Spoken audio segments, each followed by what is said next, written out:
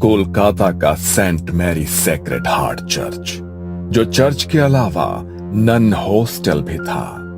जवान लड़कियां जो दुनिया के सारे बंधन और वैभव त्याग कर जीसस और मानवता की सेवा करने की कसम खाती थी, वो इसी हॉस्टल में रहकर अपनी ट्रेनिंग के कुछ साल बिताती थी। और जब उन्हें नन होने के सभी कर्तव्य सिखा दिए जाते तो उन्हें सेक्रेड हार्ट सोसाइटी से जुड़े किसी चर्च में भेज दिया जाता। ये मार्च का अंतिम शनिवार था। चर्च में इवनिंग प्रेयर हो रही थी।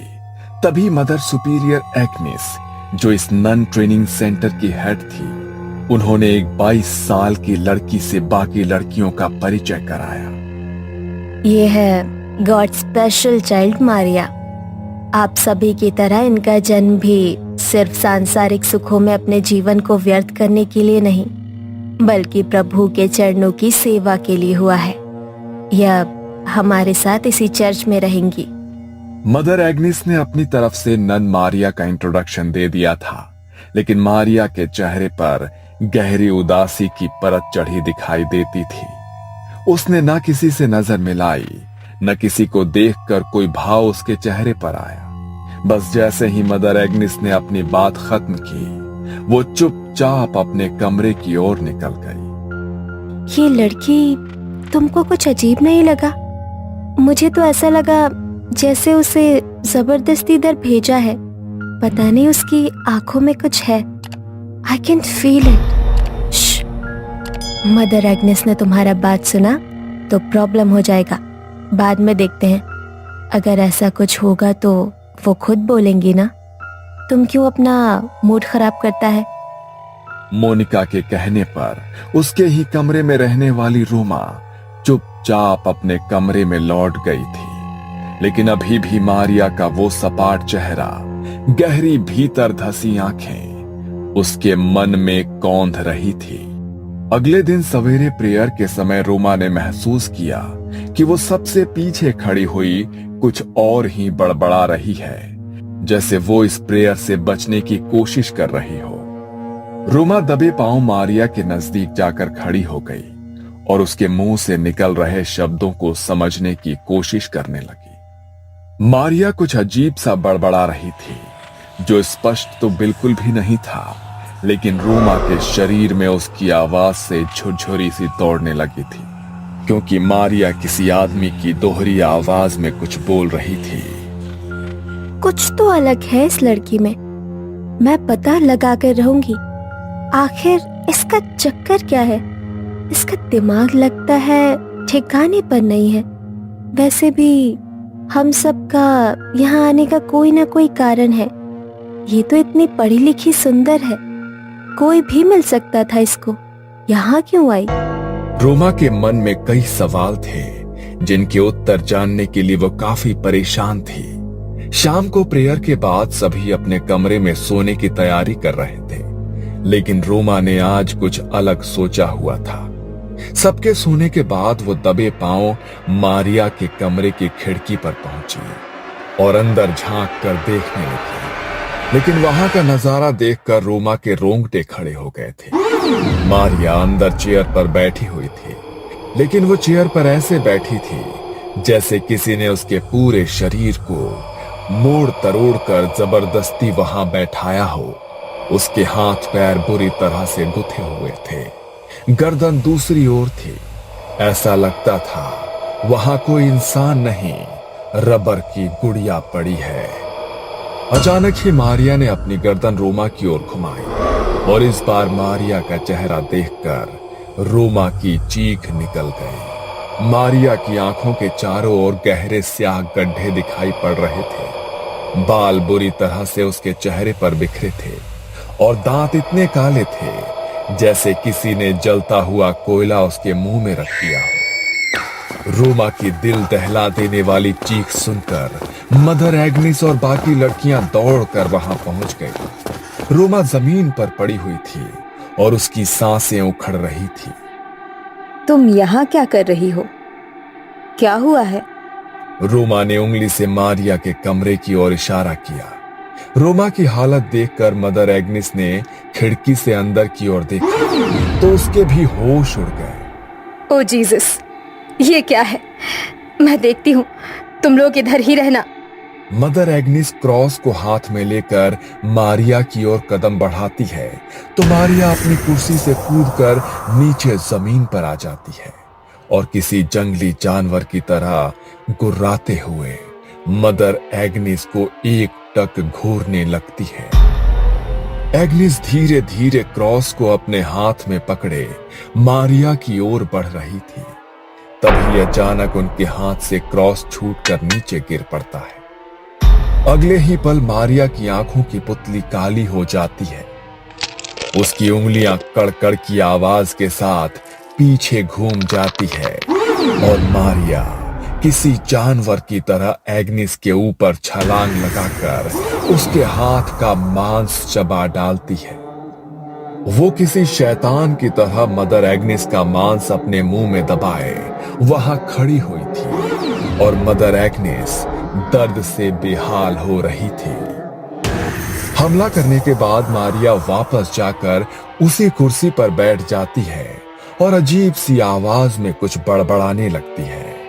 मारिया के मुंह से सुनाई दे रही आवाज ऐसी थी मानो एक साथ 2-3 लोग बोल रहे हों।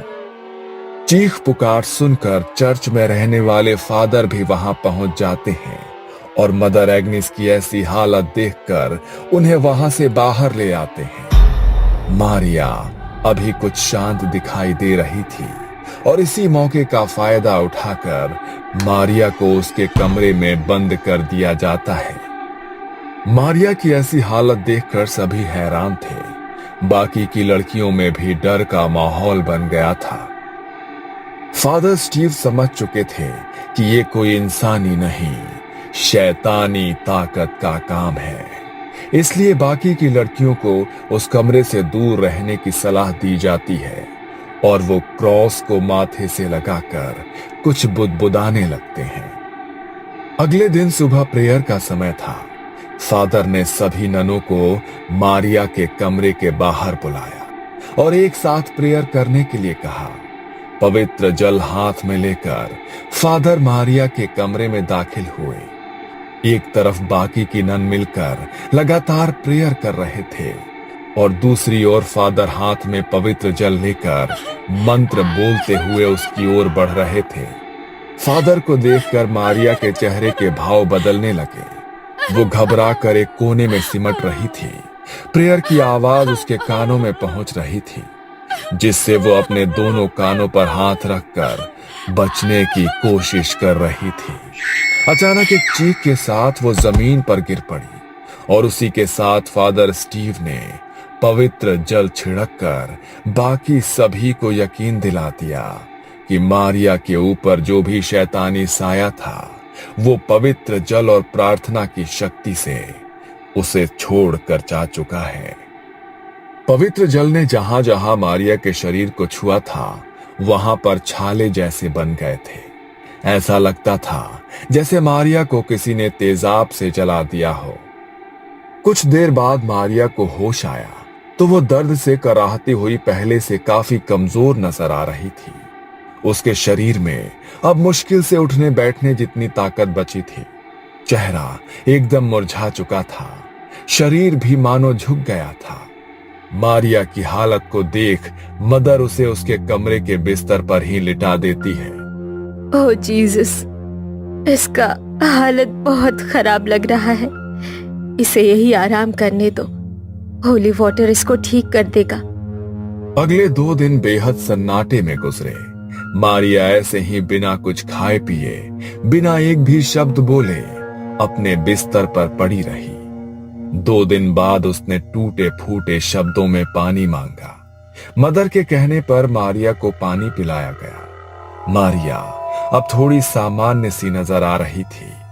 ऐसा लगता था कि जैसे जो भी बुरी शक्ति थी वो वाकई में उसे छोड़कर अब जा चुकी है। मारिया की ऐसी हालत देखकर मदर एग्निस ने प्यार से उसके सर पर हाथ फेरा। कुछ खाओगी? मारिया ने हाँ में गर्दन हिलाई और फिर कई दिनों के बाद मारिया ने भर पेट खाना खाया। वो खाती ही जा रही थी जैसे न जाने कितने सालों से भूखी हो। जैसे जैसे समय बीत रहा था, मारिया के खाने की गति और तरीका बदलते जा रहा था। मारिया का पूरा मुंह खाने से सन गया था। खाना खाने के बाद मारिया कुछ अलग सी नजर आने लगी थी। एक बार फिर उसकी आंखें बदलने लगी और वो कुछ अजीब सी भाषा में बड़बड़ाने लगी। ये बार बार अलग भाषाओं में बोल रही है, लेकिन इसने इतनी सारी भाषाएं सीखी कब? आप तो कह रही थी ये अनाथ आश्रम में रहकर पढ़ी है। क्या वहां पर ये सब भी सिखाते हैं? और आपने उसे खाना खाते हुए देखा? ऐसा लग रहा था जैसे कोई इंसान नहीं, जानवर खा रहा हो। मुझे नहीं लगता ये अपने होश में है। इस समय जो कुछ भी कर रही है ये उसके अपने बस में नहीं है। इससे पहले कि कोई कुछ कर पाता, मारिया एक बार फिर से नॉर्मल हो गई थी। ऐसा लगता था अभी कुछ देर पहले जो भी हुआ उसे उसकी जानकारी ही नहीं है। मारिया का स्वभाव गुजरते समय के साथ अजीब और अजीब होता जा रहा था। मदर एग्नेस और फादर स्टीव समझ गए थे कि मारिया को संभाल पाना उनके बस का नहीं है। मारिया को शुक्रवार तक यहाँ पर ही रखना होगा। उसके बाद फादर एडमंड ही कुछ कर सकते हैं। 3 दिन बाद शुक्रवार को फादर एडमंड वहां आए और देर रात सबके सोने के बाद एक्सोर्सिज्म यानी कि मुक्ति की प्रक्रिया शुरू की।